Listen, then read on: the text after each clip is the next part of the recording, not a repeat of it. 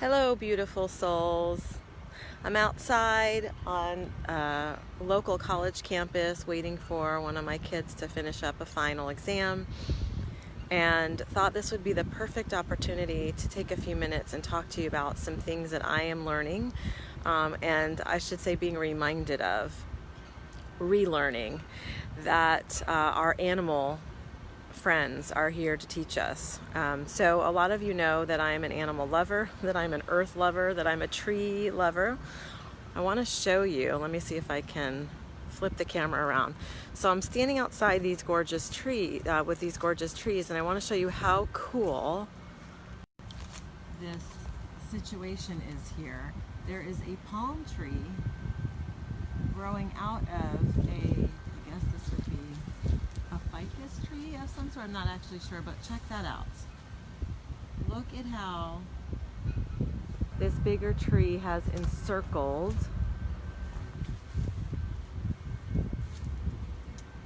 encircled by, look at that. Is that amazing? Look at this, there we go. Is that so sweet?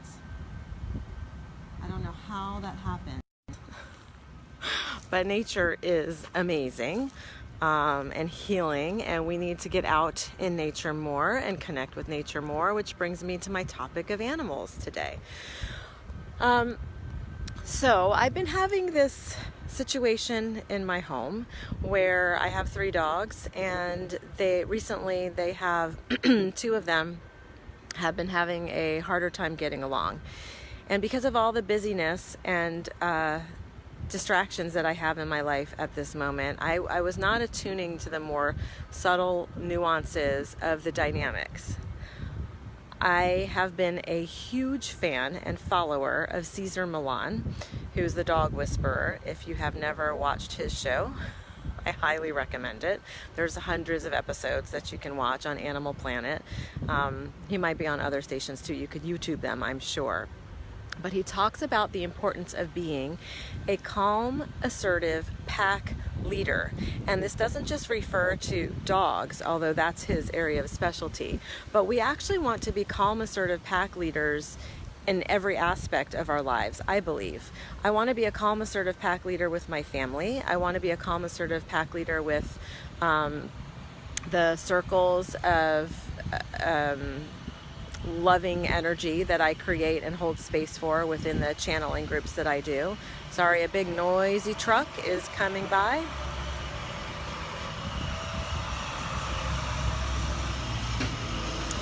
I want to be a calm, assertive pack leader in my own thoughts, right? I don't want to be hijacked by my thoughts and taken for some kind of spin and ride and let them be what decides my destiny. I actually want to be the guide of my thoughts. I want to choose my thoughts. I want to direct them. And so it's perfect that my dogs have been giving me the opportunity to reattune myself to what is going on for them, because our animals are just mirrors for our own energies. You might think that things are going on in isolation with your pets at home, but they're not. They're actually reflections of who you are and how you are at any given moment. And so, having said that, what my animals were reflecting was a lack of leadership. They were reflecting the fact that they did not have a calm, assertive pack leader. And that's on me, right? That's on me and my family members, my human family members, to show up to be these calm, assertive pack leaders, because dogs are not meant to lead humans. And yet we oftentimes put them in that position where they have to be the leaders because we are not. And they will step in, move in, and sense that, well, you're not capable here, or you're not confident here, so I'm going to go ahead and move in and take over. And that's what was happening in my home. So our youngest dog, our newest adoptee, was actually taking on the role of being the leader because of lack of leadership. And the oldest dog, the smallest one, who thought she was the leader, was being demoted a bit, and so there was some fighting going on. We ended up hiring a dog trainer, which was such a great thing to do. This trainer actually has been trained by Cesar Millan, and so it was a perfect fit, and his energy was lovely and very, very calm and assertive. And he reminded us of the importance of changing a lot of behaviors, but in very subtle ways, so that we are giving the signals to our dogs that we are the ones that are the leaders. We're providing the leadership here. And I will tell you that it's night and day. And I'm so thrilled with it, because for a while we thought we might have to rehome our dog, and we didn't want to do that. We love her so much, our newest dog. And then when he highlighted the fact that it's not about, she can't figure out how to exist in this family without fighting, it's that we have not shown her the path through our leadership of how she's supposed to behave and how she's supposed to act. And as long as we're not doing that, she's going to have to take matters into her own paws and manage this situation, and it's not for her to manage. So we've got the buy-in now. We are totally bought into making these changes because we want things to be better for our family. We want to keep the dogs, and we want harmony in the home. We don't want to have fear that there's going to be fights or dog aggression or anything like that. So one of the things that the dog trainer taught us is that when we are getting ready to go for a walk with the dogs, which by the way is one of the times where my anxiety level amps up, because I haven't had balanced dogs, and on the leash they're probably worse than they are, well, certainly worse than they are in my home.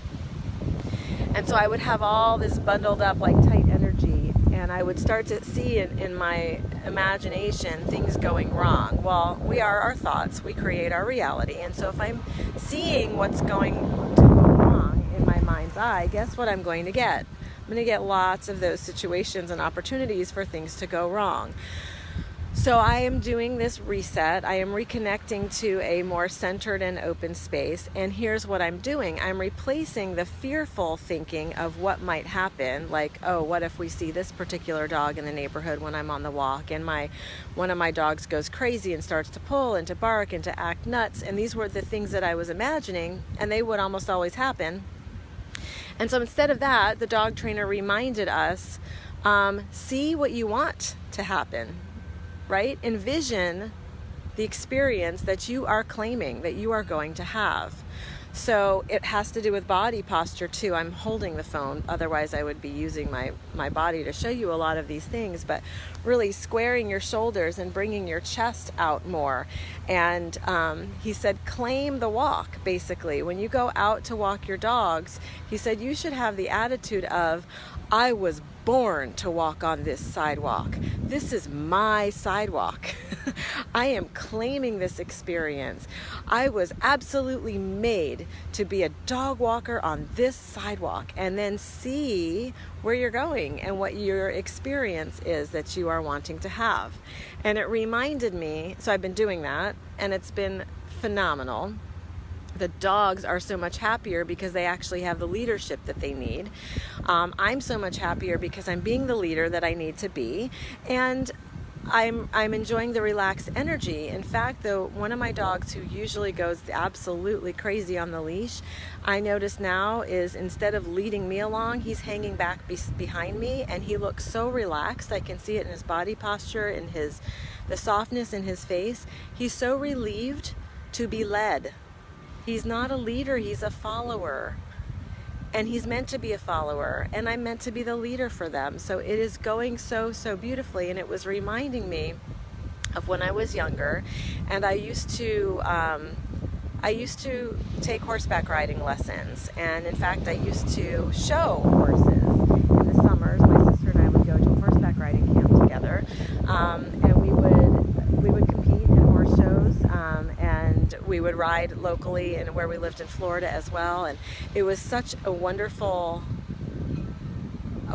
experience. It's a thrill, first of all, for a smaller child or teen to be on this huge, powerful animal and learning how to communicate with it and how to respect it and how to establish the back and forth of communication and respect, that circle of honoring, of being being, I suppose the word, in control of a huge animal, but it's not really in control as much as it is working in connection with.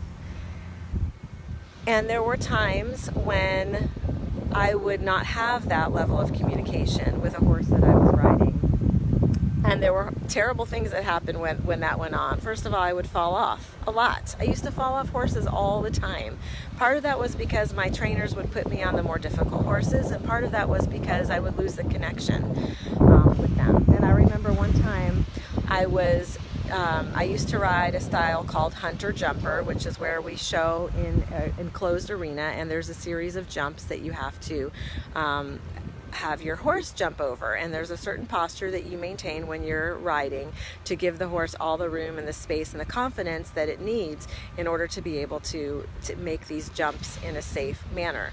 And one time at camp, I was riding a one-eyed horse, which, by the way, is not that big of a deal. There's lots of one-eyed horses, and they're fabulous and perfectly capable. But obviously, if you can't see on one side of your face, you have to rely on your guide, your rider, in that case me, to bring you in a very centered way. There has to be this level of trust and confidence in the rider in order for a horse with any kind of disability to trust and have that faith to take the jump. And this particular horse was so good for me because if I didn't bring him in straight and I didn't have confidence and I didn't have clear communication with him, then guess what he did? He wouldn't go over the jump. But he would only not go over the jump or decide not to go over the jump right before we got to the jump. So we would be creating this momentum, approaching the jump. And if I was not really together and a good leader for him, it's called a refusal. He would basically put on the brakes. And because the momentum had already been created and we were already moving forward and he was the one that had stopped, I would go over the jump. But without him, it's very uncomfortable. It's not fun. It's not exciting. It's scary. And I remember one time in particular, he refused the jump. I flipped over his head and I landed across the jump, like my butt over the jump. So if you've ever had the wind knocked out of you, that's what happened. I couldn't breathe. I was sort of hanging on the jump, and my trainer was running up to me, "Are you okay? Are you okay?" And I just couldn't think. I couldn't do anything. You can't do anything when you can't breathe. So I was trying to catch my breath, and after I was settled and she knew that I was safe, she said, "You know why that happened? Because you looked down. Because you lost your faith. Because you disconnected from the animal and from what you were wanting the two of you to experience together." She said, as soon as you drop your eyes from where you want to go, as soon as you lose your focal point, your vision, that animal, they're so sensitive, horses are, all animals are, that animal feels that. They feel the shift in your weight, they feel the change in your trust, they feel the change in the faith that you have and where you're going, they feel your insecurity, and they're going to respond. And this is such a fantastic life lesson. And it's the same with my dogs. And it's the same with your cats or your dogs or whatever animals, or your humans, your children, whatever beings you share your home with, whomever you're sharing your life with. It's the same thing. If you lose your confidence, if you lose your faith, if you lose your vision, then those around you who are depending on you to hold that vision, they're going to lose faith too. They're going to wonder, where do we find our next leader? Something different is going on here and it doesn't feel good. So I'm going to refuse, like that horse did. I'm going to refuse to go further. I'm going to refuse to go over. Something's wrong. Something's wrong with this jump. Something's wrong with my rider. Something's wrong with the leader here, right? So how many areas in your life can you apply this to?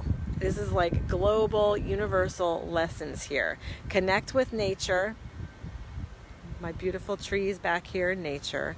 Get outside, love the earth, nurture her, plant a garden, adopt a pet, connect with your pet, be the calm, assertive pack leader for your family and your pets. Picture where you're going in your mind's eye, then see it as you're headed towards it. Hold that vision and hold it strong. This doesn't mean you can never feel insecure. We're all going to feel insecure sometimes.